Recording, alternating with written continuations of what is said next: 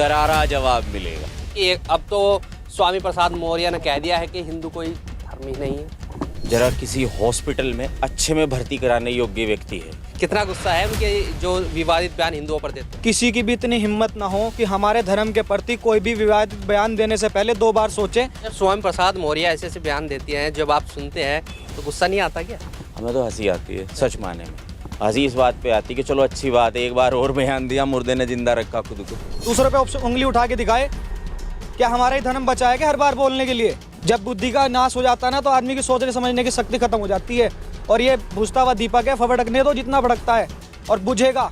राजनीतिक करियर भी खत्म होगा और रामलला आ रहे हैं और इन जैसे जितने भी विधर्मी हैं सबका नाश होगा। मानसिकता बता रहे हैं कि उनकी जो मानसिकता है वो खराब हो चुकी है, मानसिक रोगी बता रहे हैं। पहली बात तो ये है कि अच्छे से पागल खाने में इलाज करवाओ। समाजवादी पार्टी के नेता स्वामी प्रसाद मौर्य ने एक बार फिर से विवादित बयान दे दिया है और इससे पहले भी कई विवादित बयान को लेकर वो चर्चाओं में रहे हैं। इस पर बातचीत करने के लिए हमारे साथ सोम प्रकाश शास्त्री जी है। शास्त्री जी, अब तो स्वामी प्रसाद मौर्य ने कह दिया है कि हिंदू कोई धर्म ही नहीं है। पहले तो धन्यवाद, आपके माध्यम से मैंने पहले भी 3 बार गंतव्य दिया था स्वामी प्रसाद मौर्य को कि ये जरा किसी हॉस्पिटल में अच्छे में भर्ती कराने योग्य व्यक्ति है। तो मैं तो ये चाहूँगा कि आप ज़रा कोशिश करें और इनको एडमिट कराएं किसी अच्छे हॉस्पिटल में और इनका जो दिमागी उपचार है वो ज़रूर कराएं, क्योंकि ये जो विवादित बयान है ये बयान नहीं है, ये बयान अपने आप को ज़िंदा रखने के लिए दिए जा रहे हैं। क्योंकि पार्टी की तरफ से कभी कुछ देखा, कभी पार्टी का कोई ऐसा नोटिस आया हो कि स्वामी प्रसाद मौर्य आए हों विशेष रूप से? अखिलेश यादव कहीं किसी चुनाव में जाते हैं, अखिलेश यादव बोलते हैं, लोकल में रहते हैं तो वो बोलते हैं। कभी स्वामी प्रसाद मौर्य को देखा? स्वामी प्रसाद मौर्य इन उल झलूल बयानों को दे करके खुद को जिंदा रखते हैं ताकि वो दिखें कि मैं जिंदा हूँ। समाजवादी पार्टी तो अगर कोई और पार्टी होती तो एक्शन हो जाता अभी तक, लेकिन समाजवादी पार्टी एक्शन नहीं ले रही है और जबकि उनके बयान को उन्होंने ये भी कहा है कि हमारा नहीं, उनका पर्सनल बयान है। जब आपके घर में कोई आपका भाई बंधु चोरी कर लेता है तो आप अपनी जान बचाने के लिए क्या देते हो? मेरा उससे कोई संबंध नहीं है, लेकिन फिर भी आप उसकी रक्षा के लिए जमानत, सपोर्ट सब काम करते हो ना। तो सेम अखिलेश यादव जी का ऐसा ही कार्य है, उनका कोई लेना देना भी है भी नहीं और अपनी जान बचाने के लिए उन्हें करना भी पड़ेगा। पार्टी के नेता हैं तो उन्हें रक्षा भी करनी पड़ेगी। अभी थोड़ी देर पहले उनकी धर्मपत्नी ने आकर के कह दिया कि ये स्वामी प्रसाद मौर्य का निजी बयान है, हमारा इनसे कोई लेना देना नहीं है। अरे भैया, अगर आप लोगों में इतना दम है तो स्वामी प्रसाद मौर्य को बाहर क्यों नहीं करते? क्यों नहीं करते उसका भी कारण है, ये पार्टी को ज़िंदा रखना चाहते हैं, क्योंकि छोड़ा तो गया नहीं किसी लायक पार्टी को। तो आपको लगता नहीं कि समाजवादी का वजूद है उत्तर प्रदेश में? अपने दिल पे हाथ रख के कहो है। क्यों? वो तो टक्कर की पार्टी तो समाजवादी निकल के आई है ना इस बार भी। चलो कोई बात नहीं, अभी देख लेंगे, 25 में चुनाव होगा कौन सी टक्कर की रहेगी और कौन सी नहीं रहेगी। शायद पिछली बार 145 सीट आई थी, पिछली बार 145 सीट आई थी, इस बार अगर इसकी आधी भी आ जाए तो गनीमत समझना। स्वामी प्रसाद मौर्य ने इससे भी पहले भी बहुत सारे बयान दिए, कोई कार्रवाई, कुछ आप लोग मांग भी करते रहे हैं कि ऐसे नेता को पार्टी से बाहर निकाल देना चाहिए, सख्त कार्रवाई होनी चाहिए। वो लगातार हिंदू धर्म को टारगेट कर रहे हैं। बहुत अच्छी बात है, हम तो क्या और बयान दें ऐसे, इससे हिंदू इकट्ठा हो रहा है, समाजवादी पार्टी का नुकसान हो रहा है। हिंदू क्या है, अगर सही मायने में स्वामी प्रसाद मौर्य को जानना है तो कुछ व्यक्ति हिंदू स्वामी प्रसाद मौर्य को समझाएं। हमारे सनातन धर्म में जब संकल्प बोला जाता है तो जम्बू द्वीपे भरतखंडे आर्यवतांतर्क देशे, ये आर्यों का देश है, ये जम्बू द्वीप है, आर्यों का देश है। और हिंदू नाम नहीं है कोई, हिंदू कश पहाड़ियों के अनुसार भारत के साम्राज्य का, भारत का जो नाम पड़ा हिंदू तत्व से पड़ा। सनातन धर्म एक देसी घी की तरह है, आप किसी भी दुकान पे जाएंगे तो घी मांगेंगे, लेकिन जब आप घी को कहेंगे तो देसी घी कहेंगे। तो सनातन धर्म देसी घी है, वो रिफाइंड या डालडा नहीं है।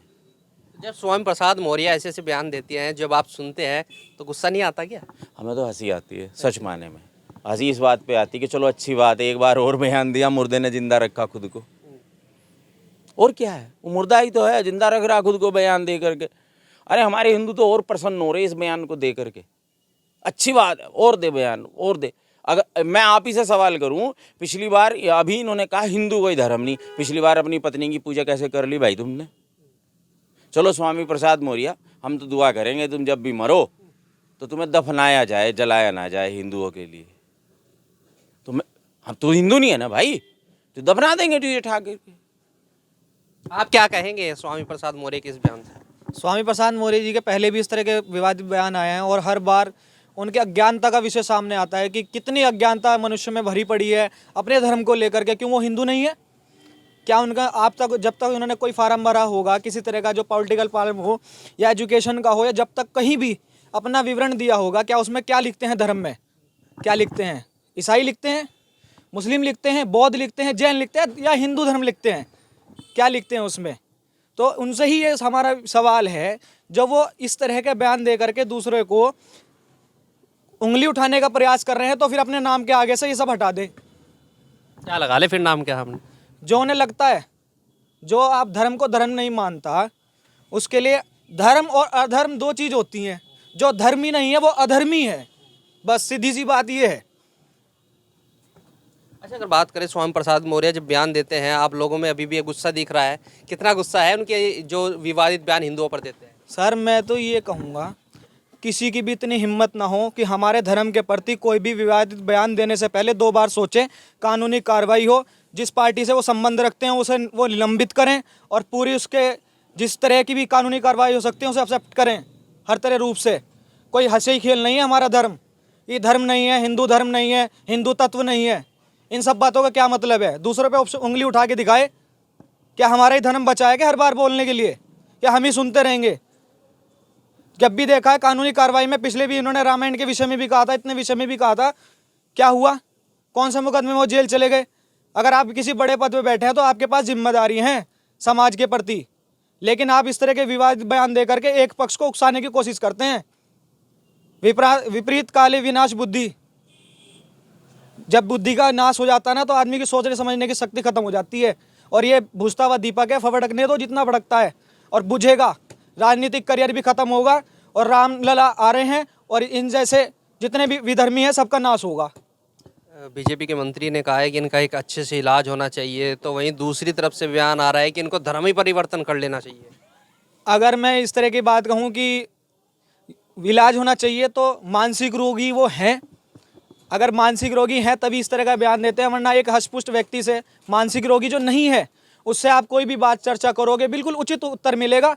लेकिन आप धर्म को टारगेट करके, ये धर्मनिरपेक्ष देश है, आप किसी के ऊपर उंगली नहीं उठा सकते। क्या हुआ फिर? निष्पक्षता का क्या हुआ?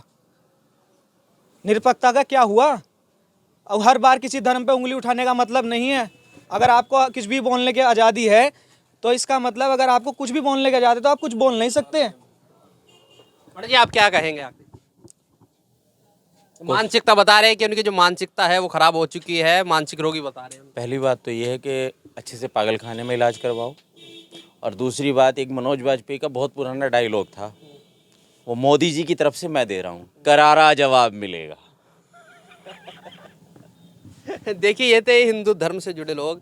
इन्होंने कहा है कि जो स्वामी प्रसाद मौर्य है, जो इस तरीके के विवादित बयान हिंदू धर्म को लेकर बार बार टारगेट करते हैं, वो कहीं ना कहीं अपनी राजनीति को जिंदा रखने के लिए इस तरीके के हिंदू धर्म को टारगेट करते हैं। इस वीडियो के बारे में आपकी क्या राय है, कमेंट्स में हमें जरूर बताएं। अगर आप ये खबर फेसबुक पर देख रहे हैं तो वीडियो को लाइक करके पेज को फॉलो करें। इसके अलावा अगर आप इस खबर से यूट्यूब के जरिए जुड़े हैं तो चैनल को सब्सक्राइब करके बेल आइकन दबाना बिल्कुल ना भूलें। नमस्कार।